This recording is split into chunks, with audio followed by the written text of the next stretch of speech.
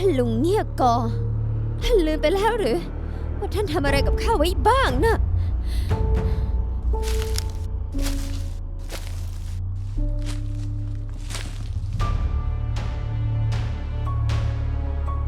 เจ้าเข้าไปก้มหาเก็บหน่อไม้ตรงกอไผ่นั่นสิ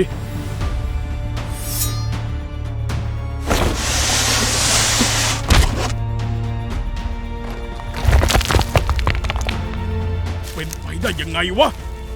ร่างของไหมองค์มันหายไปไหนบาดแผลขนาดนั้น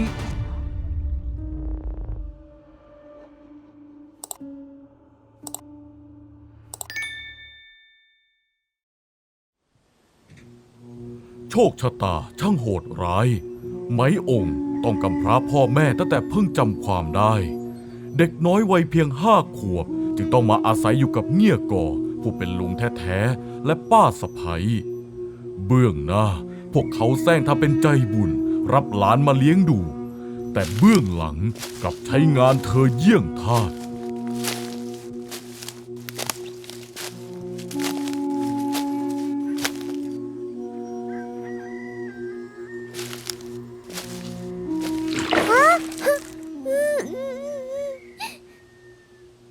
ไอเด็กเหลือขอตักน้ำแค่นี้ก็ทำหกรีบๆไปตักมาให้เต็มโอ่งเดี๋ยวนี้เลยนะไม่อย่างนั้นวันนี้ไม่ต้องกินข้าวท่านป้าข้าตัวแค่นี้ข้ายกไม่ไหว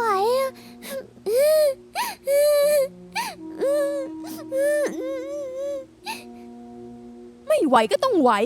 ข้าไม่เลี้ยงตัวไร้ประโยชน์ไว้เปลืองข้าวสุกหรอกนะไป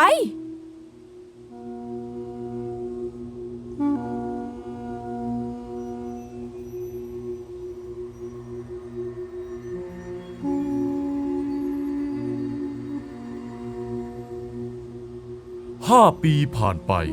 ไหมองค์เติบโตพร้อมกับรอยแผลจากการถูกทุบตีเสื้อผ้าไม่เคยได้ใส่ของใหม่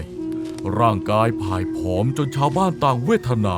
และเริ่มจับกลุ่มนินทา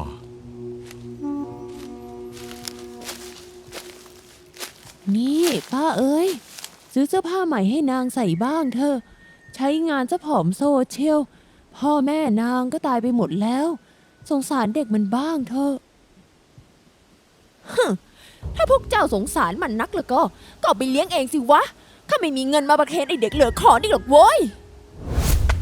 เมื่อโดนตวาดกลับมาอย่างเกรี้ยวกราดชาวบ้านก็เงียบไป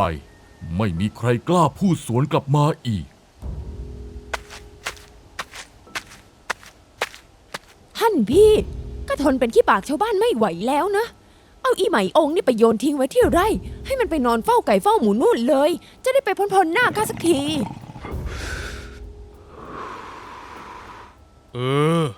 เอาตามที่เจ้าว่าก็แล้วกัน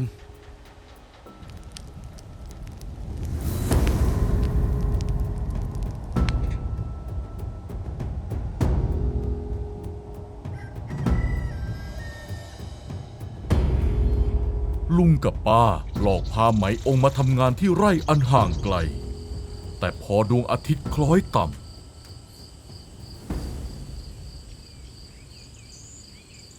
ไหมองค์คืนนี้เจ้าเฝ้าไร่อยู่นี่นะข้าวสารอยู่ในกระท่อมพรุ่งนี้ลุงจะมาใหม่ไม่เอาไม่เอาท่านลุงข้ากลัวให้ข้ากลับบ้านด้วยเถอะนะให้ข้ากลับด้วยเถอะนะ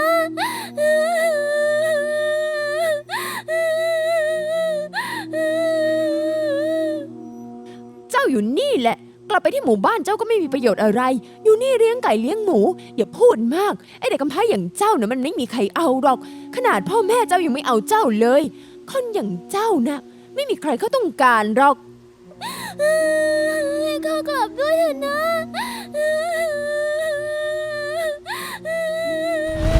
ลุงกับป้าสะบัดตัวออกแล้วพากันเดินหนีไหมองค์ร้องไห้จ้าสับเท้าวิ่งตามหลังทั้ง2 คนไปป้าหันกลับมาเห็นดังนั้นก็บันดาลโทสะนางคว้าไม้ท่อนโตข้างทางขึ้นมาหัว วดฟาดลงบนร่างของเด็กน้อยวัย10 ขวบอย่างรุนแรง ข้าบอกเจ้าว่ายังไง ข้าบอกเจ้าว่าให้อยู่ที่นี่ไง ไม่ได้ยินหรือไง อยู่ที่นี่อย่าตามข้ามา ให้ข้ากลับด้วยเถอะนะ ป้าตีซ้ำแล้วซ้ำเล่าจนไหมองค์ล้มสุดลงไปนั่งร้องไห้กอดเข่าอยู่กับพื้นดิน จากนั้นลุงกับป้าก็เดินจากไปทิ้งให้เด็กหญิงวัย10 ขวบนั่งสะอื้นให้อยู่กลางทาง ท่านลุงท่านป้า ข้ากลัว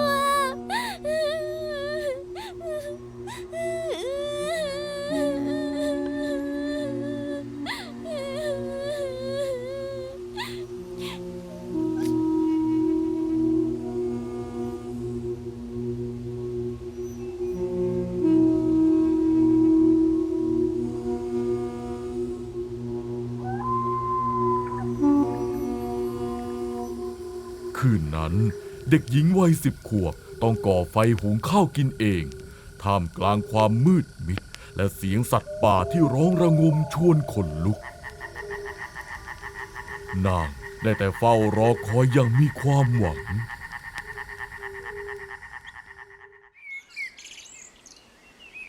รุ่งเช้าไหมองค์ตื่นขึ้นมานั่งรอคอยด้วยความหวังว่าลุงกับป้าจะมารับ แต่รอจนตะวันตกดินมืดค่ำแล้วก็ไม่เห็นแม้แต่เงาของทั้งสอง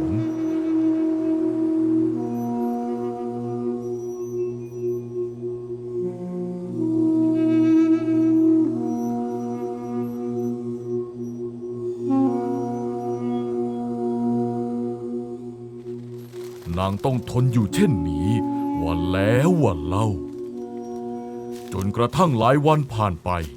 เงี่ยก่อก็กลับมาที่ไร่อีกครั้งไหมองค์ดีใจมากคิดว่าตัวเองจะได้กลับไปที่หมู่บ้านแล้วทว่า ลุงเอาข้าวสารมาส่ง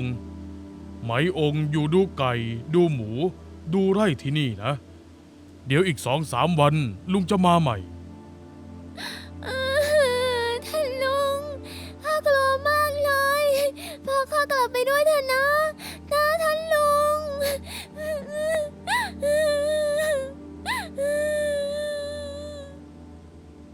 หากเจ้าพานางเด็กนั่นกลับมาอีกครั้งข้าจะไม่อยู่กับเจ้าแล้วข้าจะพาลูกๆข้าไป และปล่อยให้เจ้าอยู่กับนางเด็กนั่น2 คน สุดท้ายเงี่ยก่อก็ไม่สนใจเสียงร้องไห้แทบขาดใจของหลานสาว เขาสะบัดหลังเดินจากไปปล่อยให้ไหมองค์ต้องเผชิญกับชะตากรรมอย่างโดดเดี่ยวกลางป่าลึกนับตั้งแต่นั้นมา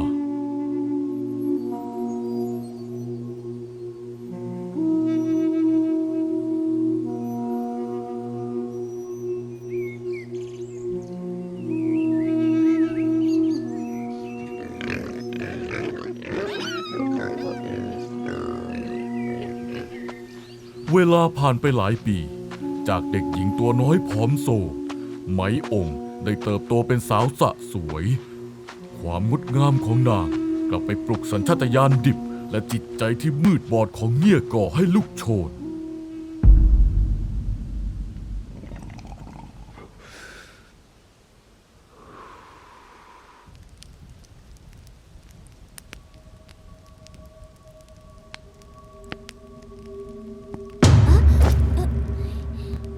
ท่านลุง มีอะไรหรือ มานี่ข้ามีอะไรจะบอกเจ้า เงี่ยก่อไม่พูดพร่ำทำเพลงออกแรงฉุดกระชากร่างบางของไหมองค์บังคับกดนางลงบนแคร่ไม้ไผ่ยังป่าเถื่อน ท่านลุง ท่านจะทำอะไรนะ ปล่อยข้านะ ข้าเป็นหลานของท่านนะ ปล่อยข้าเดี๋ยวนี้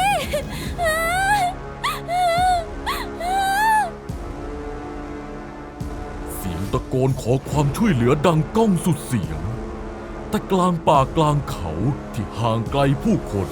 ไร้ซึ่งใครจะได้ยินไร้ซึ่งปาฏิหาริย์ใดๆ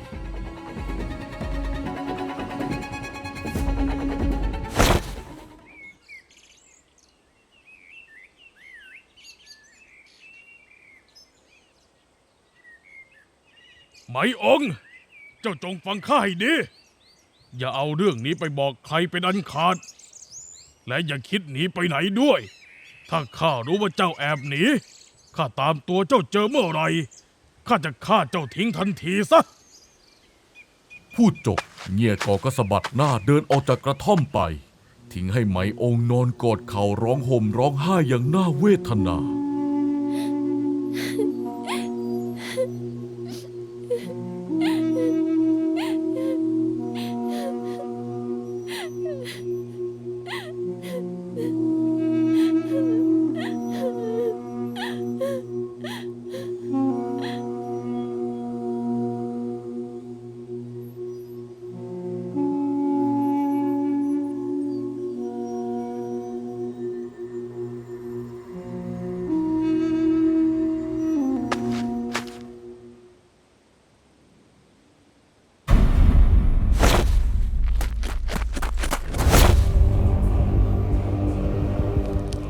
นับตั้งแต่วันที่ตกเป็นเหยื่ออารมณ์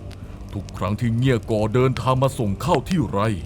เขามักจะใช้กำลังข่มเหงและล่วงเกินไหมองค์ซ้ำแล้วซ้ำเล่านางต้องทนรับความเจ็บปวดทรมานทั้งกายและใจ โดยไม่อาจปริปากบอกผู้ใดได้เลย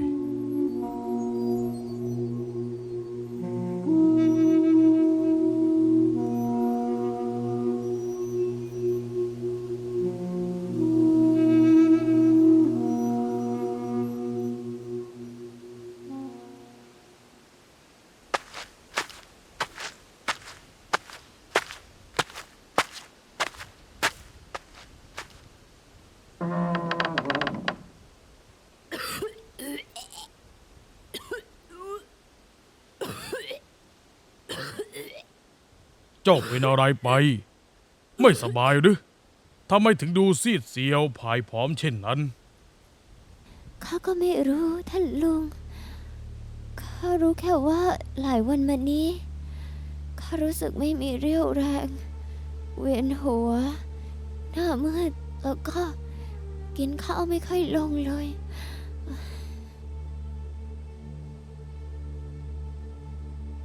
หรือว่าไหมองค์มันจะท้อง ความกลัวก็กุมจิตใจ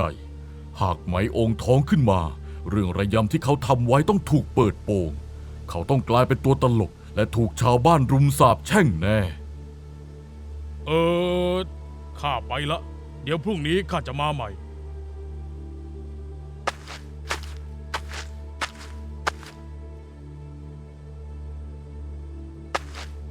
นี่ไหมองค์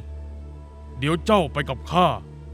เข้าป่าไปเก็บเห็ดเก็บหน่อไม้มาต้มกินกันเถอะ ไปหาเก็บของป่ามาไว้เป็นเสบียงเสียหน่อย ไหมองค์แม้จะหวาดระแวงและกลัวลุงจับใจ แต่ก็ไม่อาจขัดขืนคำสั่งได้ นางจึงได้แต่พยักหน้ารับคำ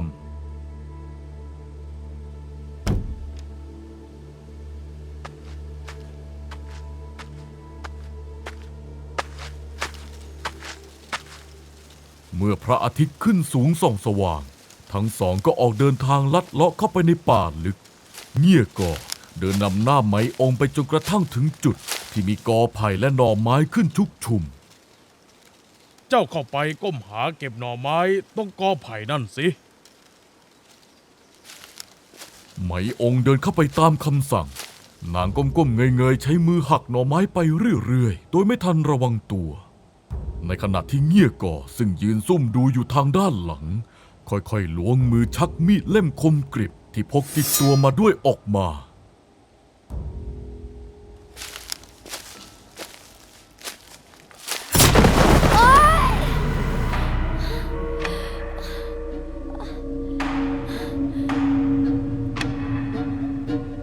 ไหมองค์เจ็บปวดเจียนตาย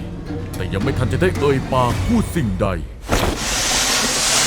ร่างที่ชุ่มเลือดของนางก็ถูกถีบจนร่วงหล่นลิ่งถลายลงไปตามทางลาดชันของเนินเขา จนลับสายตาเข้าไปในพุ่มไม้เบื้องล่าง เงี่ยกอยืนมองผลงานของตนเองแล้วยิ้มเยาะอย่างพอใจ เขามั่นใจว่าแผลใหญ่เสียเลือดมากขนาดนั้น ไหมองค์ไม่มีทางรอดชีวิตแน่นอน เขาจึงหันหลังเดินมุ่งหน้ากลับหมู่บ้านไปอย่างสบายใจ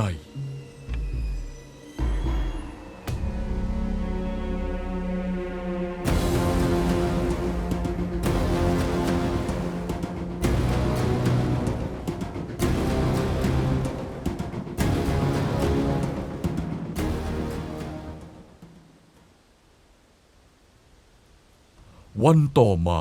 ความหวาดระแวงก่อกินใจเงี่ยก่อ เขาตัดสินใจกลับมาดูศพให้แน่ใจ แต่ทว่าร่างของไหมองค์กลับหายไป เหลือเพียงรอยเลือดเจิ่งนองเป็นกองอยู่บนพื้นดิน อาหาเป็นไปได้ยังไงวะ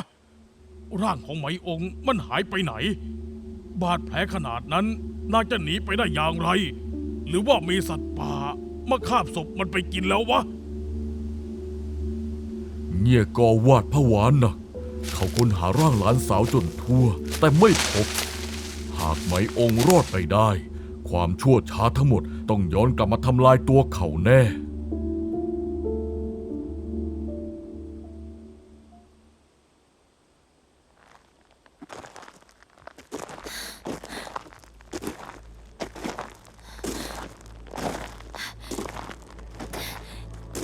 ไหมองค์ได้หอบร่างที่บาดเจ็บสาหัส และชุ่มไปด้วยเลือดของตนเอง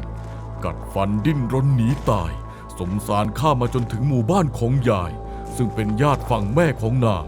พอเดินลากขามาจนถึงบริเวณท้ายหมู่บ้าน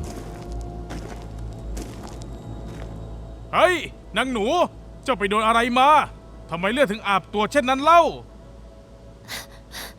ช่วยด้วยจ้ะช่วยข้าด้วย ช่วยพาข้าไปที่บ้านของน้าชายข้าทีเขาชื่อไซจู พูดได้เพียงเท่านั้น ชาวบ้านก็รีบเข้ามาประคองพยุงร่างของไหมองค์ที่ใกล้จะหมดสติ พาเดินมุ่งหน้าไปยังบ้านของไซจู ซึ่งเป็นพี่ชายแท้ๆของแม่ไหมองค์ทันที พอเห็นเด็กสาวเลือดท่วมตัวถูกพยุงเข้ามา คนในบ้านก็ตกใจแตกตื่น ไซจูมองหน้านางด้วยความงุนงงจำไม่ได้ว่านางคือใคร แต่ยังไม่ทันได้ถามอะไร ไหมองค์ก็หมดสติล้มสุดลง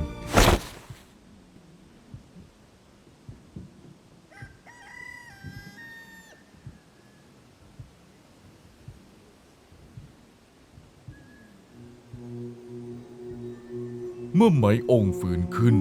สายตายังเต็มไปด้วยความหวาดกลัว นางหนู เจ้าเป็นใครมาจากไหนกันหรือทำไมถึงมาตามหาข้าในสภาพบาดเจ็บปางตายเช่นนี้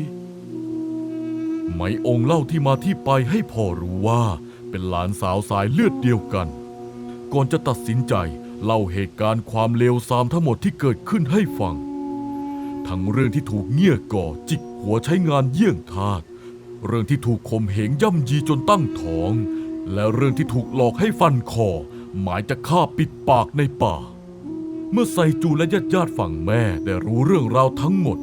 ต่างก็โกรธแค้นเงี่ยก่อจนตัวสั่น แต่ด้วยความเป็นห่วงความปลอดภัยของไหมองค์ ทุกคนจึงตกลงกันว่าจะปิดปากเงียบ จะช่วยกันดูแลรักษาบาดแผลของหลานสาวอย่างเงียบๆ รอคอยเวลาให้นางหายดี เพื่อที่จะได้กลับไปทวงคืนความยุติธรรม เวลาผ่านไปบาดแผลของไหมองค์หายสนิททว่านางกลับต้องสูญเสียลูกในท้องที่แท้งไปจากเหตุการณ์เลวร้ายนั้น เมื่อหลานสาวฟื้นตัวกลับมาแข็งแรงดีแล้วไซจูและเหล่าญาติพี่น้องฝั่งแม่ก็ไม่รอช้าพากันบุกไปยังหมู่บ้านของเงี่ยก่อเพื่อทวงคืนความยุติธรรมทันที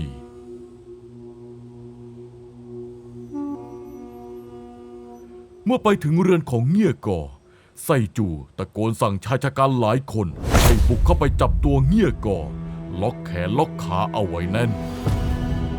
นี่พวกเจ้าจับตัวข้ามาทำไมอะปล่อยข้าเอาไว้ ท่านไม่รู้หรือว่าท่านไปทำอะไรมาทำความผิดระยำอะไรไว้ข้าทำอะไรข้ายังไม่ได้ทำอะไรใครเลย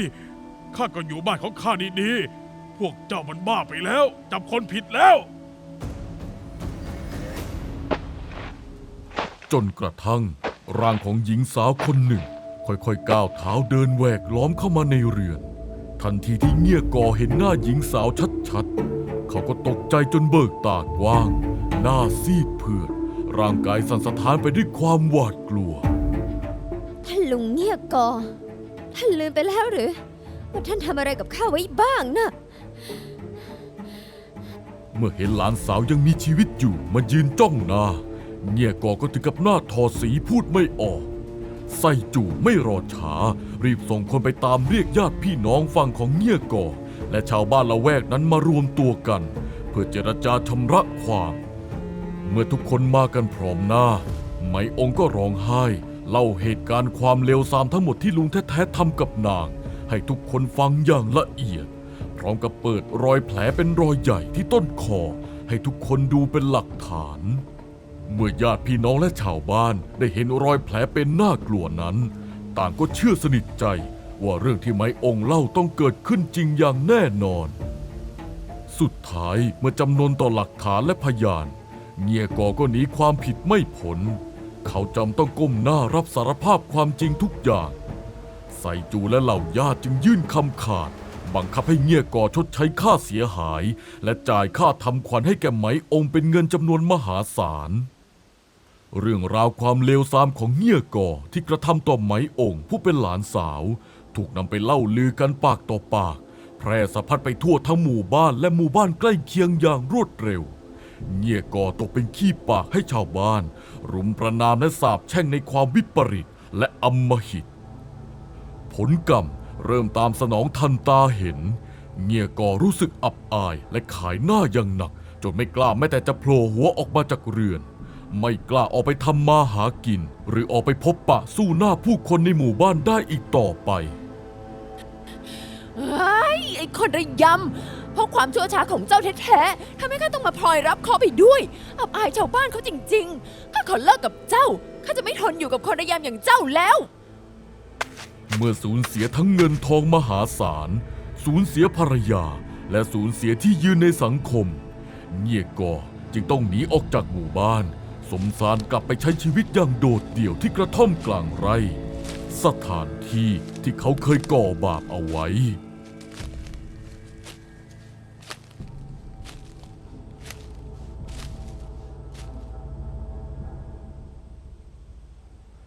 ที่กระท่อมกลางป่าอันห่างไกลไร้ซึ่งครอบครัวไร้ซึ่งคนเหลียวแลเงี่ยกอต้องอยู่อย่างอดอยาก